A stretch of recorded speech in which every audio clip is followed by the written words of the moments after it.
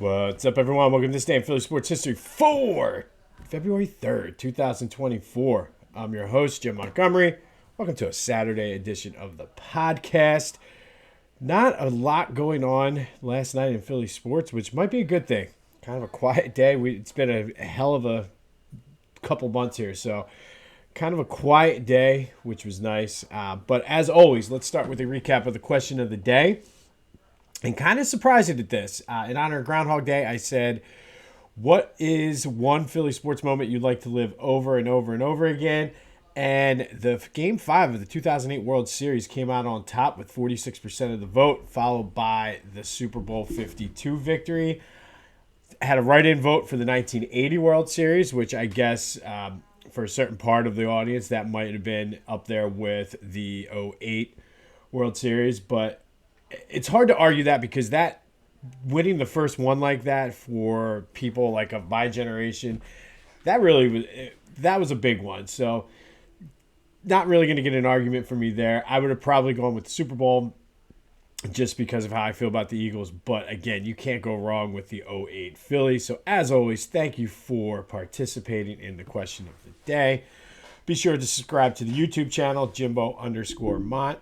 Excuse me. Let's get that up over 100 so we can open up some more doors. Be sure if you're going to buy Girl Scout cookies like you're going to anyway, don't buy them for the people on the street. Buy them from Ella. Follow the link in the description to get your Girl Scout cookies. All right, sad note. Rest in peace to Carl Weathers, who passed away yesterday. You might know him as Apollo Creed or Chubbs from Happy Gilmore. Was a former NFL player, but big part of Philly lore for playing the role of Apollo Creed in the first 4 Rocky movies and then being named the next part of the franchise, even though he's not in them. But sad day for that. Carl Weathers passed away, so rest in peace, Apollo. All right, the Sixers are in action tonight against the Nets. No word whether Ben Simmons plays or not, but again, at this point, who cares? I mean,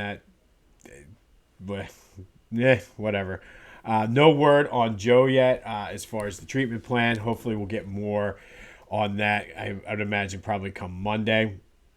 But a big game for them tonight. Looking to get back on track at home now that horrible road trip is over. Eat some home cooking and just not be on the West Coast. No Flyers game this weekend, but it is the All-Star game, and really, it's crazy how niche the NHL is because they have not really done much as far as promoting and getting the word out there about the All-Star game the way the NBA does, and I don't know whether that's done purposely or what, but I mean, they basically have the sports world to themselves this weekend. There's no football. I mean, nobody's watching the Pro Bowl. So they could have if they really marketed it the right way, but you don't really see as much as you do for the NBA. Like, we already know stuff going on with the NBA All-Star Game, so just an interesting little thing that I noticed and I heard people talking about. And as I'm thinking about it, I'm like, yeah, the NHL really has not done much at all to promote this. But you know what you can do to promote? Go to PhillyGoat.com. Celebrate Tyrese Maxey's 51-point night with the Iron Maxey shirt, the Mad Maxey. You want to get ready for Philly season. Pitchers and catchers start in less than 2 weeks. Get the Believe shirt. It can double as a Sixers shirt. Maybe you can will ourselves to making a playoff run and Joe to have a not as severe of injury as we think. But just go check them out. They have everything you need covered. Go to PhillyGoat.com. Use the promo code Jim Montgomery for 10% off your order. That's PhillyGoat.com. Promo code Jim Montgomery for 10% off of your order. Not a lot of Eagles news either. Like I said, it was a very quiet day, which I think is a good thing. I do think this is an interesting, and I'm not sure how I feel about it, but Chip Kelly is interviewing for Washington's offensive coordinator role. And I don't know how to feel about that because Chip was somewhat innovative with the way he called his offense. He just was not a good judge of talent, and that's really what did him in. So anxious to see where that goes. It is Washington, though, so I'm sure that they'll screw it up somehow.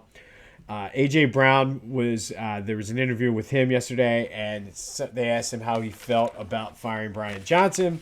And he's like, well, somebody's got to be the bad guy. And ultimately basically said it doesn't matter who the offensive coordinator is. It comes down to us as players being able to execute and make the plays, which I agree with. And I think too much is put into and which it did, but the play calling and everything being stale last year. And I don't know why, other than Jalen, nobody's really calling out the players for not executing. And I don't know. I just feel like they could have played better. Sure, the play calling could have been better as well. But it's refreshing to hear these guys say the things that we're all thinking anyway. And again, they needed to execute. I said that a couple times last season that, the coaches don't make the players fumble. They don't make them throw interceptions. They don't make them run the wrong routes. They don't make them change the play at the line and throw interceptions. That's not on the coaching. That's on the players. So moving into the offseason, I think everybody can look at the mirror and hold themselves accountable. There is no football today, but be sure to check out my boys at the Clashing Conferences podcast. They're doing a good job over there. Playoff edition, they start looking at the Super Bowl, preview some things for next year for the teams. Check them out, the Clashing Conferences podcast, wherever you get your podcasts, as well as on YouTube. All right, today we're going to go back to 1976. And on this day in 1976, the NBA All-Star Game took place at the Spectrum. The East team beat the West back before they did the draft. It was basically East versus West, which I would love to see them go back to. But the East won 123-109 in front of 17,511 fans. Dave Bing was the MVP, 13 points, 3 rebounds, 4 assists. Bob McAdoo and Kareem Abdul-Jabbar led the scoring with 22. Dave Cowens had a 16-point, 16-rebound game. Kareem added 15 rebounds. For the Sixers, Doug Collins and George McGinnis were their 2 All-Stars that year. Collins had 12 and 6 rebounds. McGinnis 10 and 7. This is the last time the NBA All-Star Game was played during the week. After this one, they switched it to Sunday. And it was also the last one before the ABA-NBA merger, which happened the next year, and all the stars from the ABA made it into the NBA. And it was truly an all-star game that following year. But this was the third time it was played in Philly, 1960, 1970, 1976, and then again in 2002 it was played. They're trying to get one. They were trying to get one for 2026 for the 250th anniversary for the country, which is why it was played in Philly in 1976. But they did not get it. But I did see that they're possibly in line for 2028. But we'll see. So it should be coming again in the next few years. 1976 was a unique year. The Major League Baseball, NBA, and NHL all played their All-Star games in Philly in honor of the bicentennial of the country. And that's why, again, the Sixers were trying to get it in Philly for the 2026, which they were unsuccessful. But on this day, in 1976, the NBA All-Star Game was played at the Spectrum in Philly with the East beating the West 123-109. The last game to ever be played on a weekend or weekday, and the last one played before the merger. All right, today, finally, our Philly Sports Black History Spotlight. We are going to go with Walt Hazzard.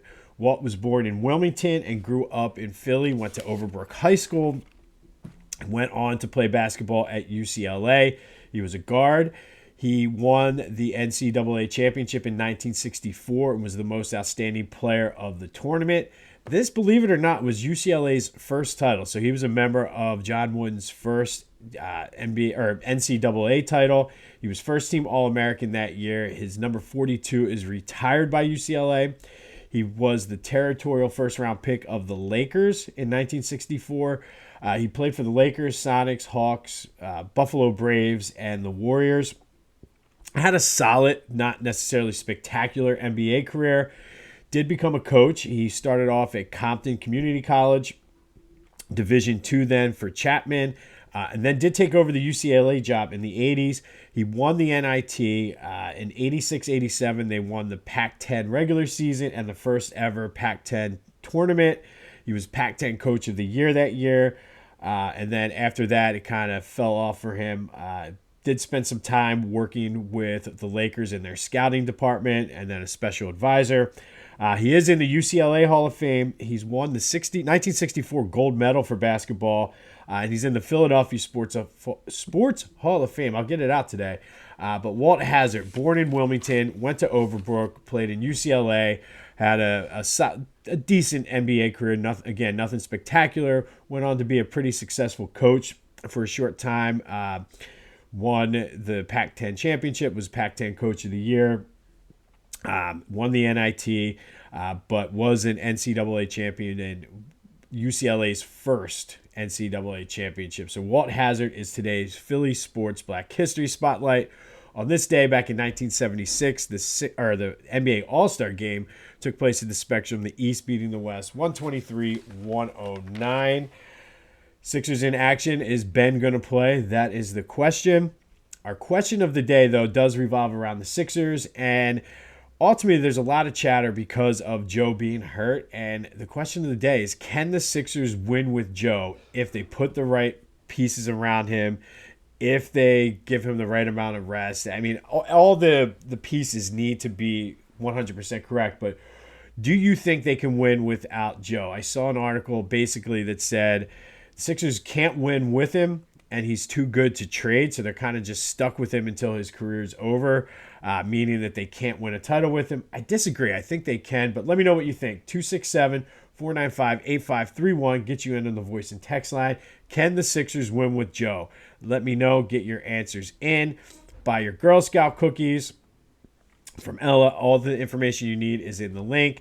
Be sure to subscribe to the YouTube channel, Jimbo_Mott. Spread the word. Tell somebody. Like, subscribe, whatever you need to do.